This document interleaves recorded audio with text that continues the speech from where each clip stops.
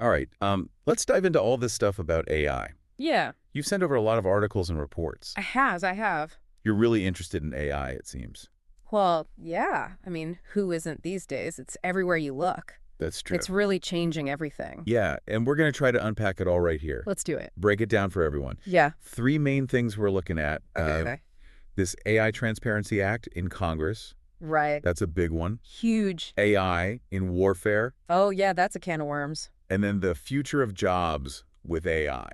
The million-dollar question. Right. That's it. I think what's interesting is we're moving beyond the purely technical side of AI. Yeah. We're talking ethics, law, even philosophy. Right. It's not just about lines of code anymore. Exactly. Okay, so let's start with this AI Transparency Act. Okay. It's aiming to make these AI companies open up their algorithms. Show us the secret sauce. Right. But is that a good thing? Well, it's a double-edged sword, right? How so? On one hand, transparency builds trust, but on the other, Yeah. imagine you've spent millions on R&D, and now you're forced to reveal your secrets. It's like your grandma's secret cookie recipe. Exactly, and that could discourage innovation. Yeah, companies might think twice about investing. Exactly. But at the same time, don't we have a right to know how these algorithms are making decisions that affect our lives? Oh, absolutely, especially when it comes to things like loans or social media. Where you might be denied without even knowing why. Right, it's about accountability. Transparency for accountability. Exactly. Now, one of the articles you sent also raised privacy concerns. Right. If companies have to reveal how they use our data, could that actually make it less secure? That's a valid point. Like, we're trying to open the black box, but might be making it easier to hack. It's a tough balance. It is. And then you've got the global perspective. Right, because this is just the U.S. Right. Will this set a global standard or just create a mess of different regulations around the world? And one of the reports actually argued that that could hinder the development of AI globally, Yeah, companies might just go where the rules are looser. leading to a kind of digital divide. Precisely. So the question is, how do we encourage responsible AI development while also making sure it doesn't become this fragmented thing? It's a tough nut to crack. It is. It is. It really is. Okay, let's move on to something else a little bit Sure. thorny, shall we say. AI in warfare.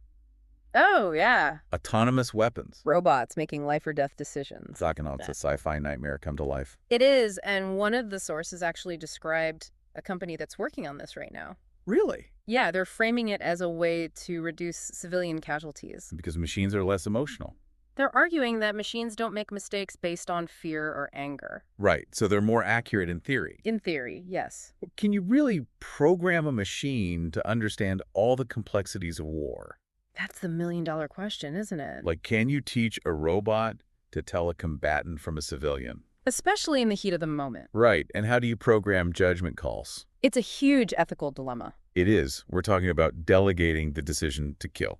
Which is a pretty heavy responsibility. To put it mildly. Yeah, should we hand that over to a machine? And then what about the risk of an AI arms race? Right, like every country trying to build the deadliest robot. And each one more autonomous and unpredictable. Exactly, so who's in control? Right, if these weapons become more common, how do you stop them from falling into the wrong hands? It's like nuclear proliferation all over again. That's what one source compared to, yeah. And it underscores the need for international cooperation, ethical guidelines, everything we've been talking about. So we don't end up in a robot war with no human control. Exactly. Wow, this is... heavy stuff. It really is. Yeah. Maybe we should take a breath before we jump into the next part. Yeah, let's let this sink in a little bit. Okay, we'll be back in a minute with more on AI and the future of work. Stay with us. Whew! We've covered some heavy ground, haven't we? Yeah, no kidding. AI and ethics, it's a lot to think about. It really is, and it's only going to get more complex as AI keeps advancing. Okay, well, speaking of complex, let's talk about jobs. Right, the big question everyone's asking. What happens to work when the robots take over? Exactly, and that report you shared painted a pretty stark picture. Millions of jobs lost to automation. Manufacturing, transportation, services, you name it, if a machine can do it. It's going to happen. It's already happening. And it's kind of a catch-22, right? How so? Well, AI can boost productivity, make businesses more efficient. Right.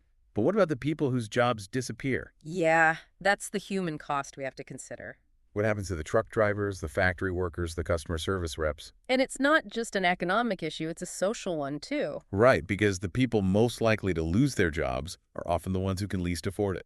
Exactly. And that's what worries me. AI could end up widening the gap between the rich and poor even more. One article talked about how AI could lead to a concentration of wealth in the hands of the few who control the technology. It's a real possibility if we're not careful. So what do we do? Try to stop AI altogether. I don't think that's realistic or even desirable at this point. Right. The genie's out of the bottle. Exactly. So instead of trying to stop it, we need to figure out how to manage it, how to make sure the benefits are shared, and everyone has a chance to succeed. One idea that keeps coming up is universal basic income. UBI. Yeah.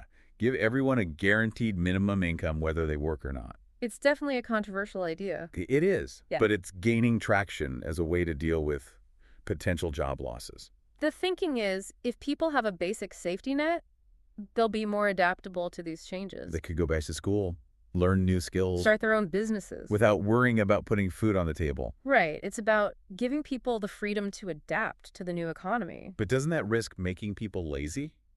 I mean, if you're getting paid regardless, why bother working? That's the big criticism of UBI. But proponents argue it would actually free people up to do more meaningful work. Work they're passionate about, not just jobs they're stuck in.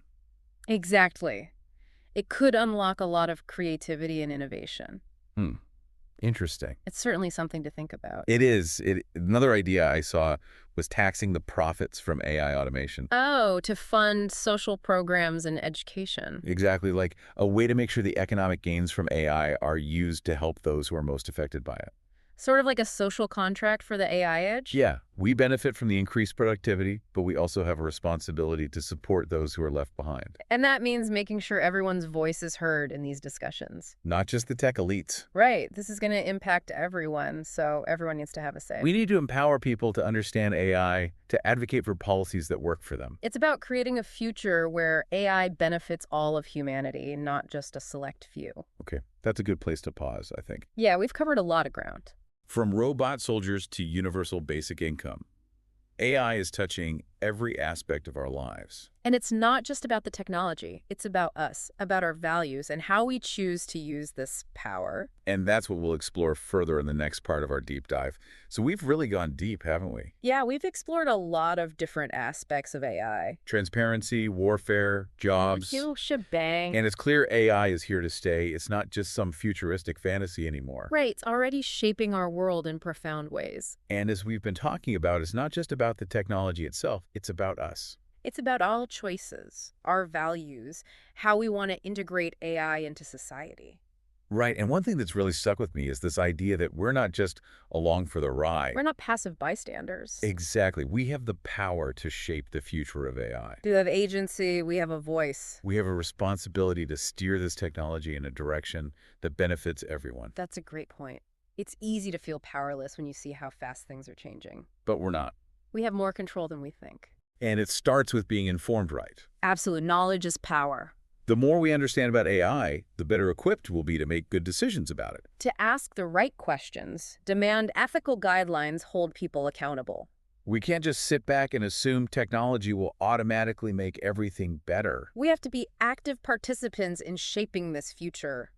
One article talked about the importance of AI literacy. Making sure everyone understands AI, not just the tech experts. Right. It's about empowering people to engage in these conversations, make informed choices. It's about critical thinking, encouraging thoughtful debate about the role of AI in our lives. Instead of being afraid of the unknown, let's learn about it and use that knowledge to guide AI in a positive direction. Exactly. Let's use AI to solve problems like climate change, poverty, improve healthcare and education. That's the kind of future I want to see AI as a force for good in the world. And that's possible if we work together. I really like that idea of AI as a tool for collaboration. Right. Imagine scientists using AI to share data, accelerate research. Or citizens using AI to hold their governments accountable, promote transparency.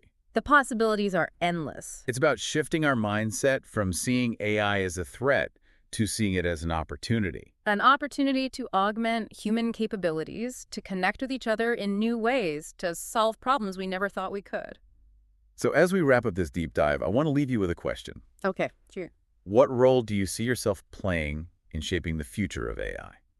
What can each of us do to make sure AI is used ethically, responsibly for the benefit of all? It doesn't have to be something huge. Read an article, talk to a friend, support organizations that are working on these issues. Every voice, every action matters, Because the future of AI is not set in stone, it's being written right now. and we all have a hand in writing it. Let's make it a future where AI empowers humanity, creates a world where everyone has the opportunity to thrive. That's a future worth fighting for. Absolutely. Thanks for joining us on this deep dive into the world of AI. It's been a pleasure. We'll be back soon with more explorations of the ideas shaping our future.